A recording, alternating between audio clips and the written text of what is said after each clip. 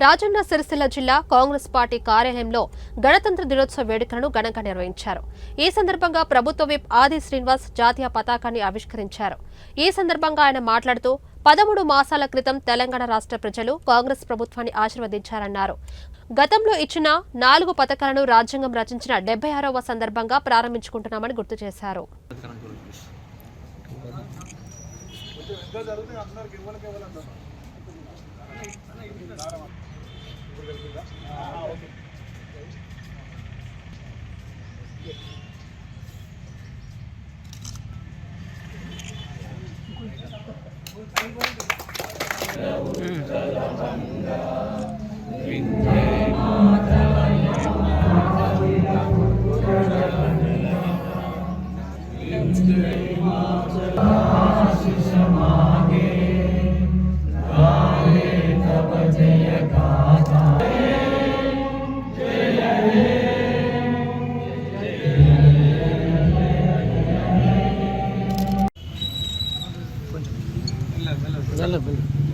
రాజన్న సిరిసిల్ల జిల్లా ప్రజలందరికీ గణతంత్ర దినోత్సవ శుభాకాంక్షలను తెలియజేస్తా ఉన్నాం.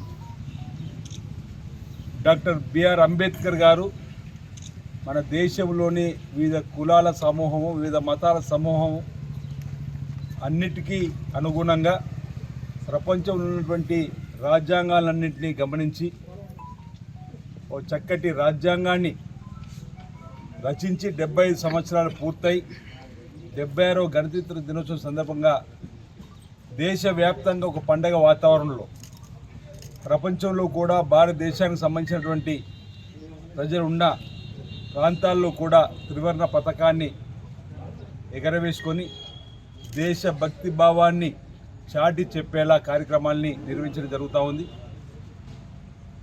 ఈ రాజ్యాంగానికి అనుగుణంగా మనమందరం కూడా నడుచుకుంటూ మన ప్రాంతాల్లో చట్టం చెప్పినటువంటి చట్టసభల ద్వారా వచ్చినటువంటి అనేక అంశాలను పేద ప్రజలకు అందించడంలో సఫలీకృతం కావాలని, నిస్సాయులకు సాయాన్ని అందించడం లక్ష్యంగా ఈ రాష్ట్ర ప్రభుత్వము గౌరవ ముఖ్యమంత్రి రేవంత్ రెడ్డి గారు, ఉప ముఖ్యమంత్రి మంత్రులందరూ కూడా తీసుకొస్తున్నటువంటి అసెంబ్లీ ద్వారా తీసుకొస్తున్నటువంటి కార్యక్రమాల్ని అందజేయడంలో ప్రతి ఒక్కరు కూడా కృతజ్ఞతలు కావాలని చెప్పని 70 సంవత్సరాలు పూర్తి కాబడుతున్న సందర్భంగా 13 మాసాల క్రితం తెలంగాణ రాష్ట్ర ప్రజలు కాంగ్రెస్ పార్టీ ప్రభుత్వాన్ని ఆశీర్వదించి ముఖ్యమంత్రిగా రేవంత్ రెడ్డి గారికి అవకాశం కల్పించిన తర్వాత ఇప్పటికే అనేక పథకాలను అమలు చేస్తూ ముందుకు పోతూ ఈరోజు కూడా మరో ప్రధాన 4 అంశాలను, 4 పథకాలను, గతంలో ఇచ్చిన 4 హామీలను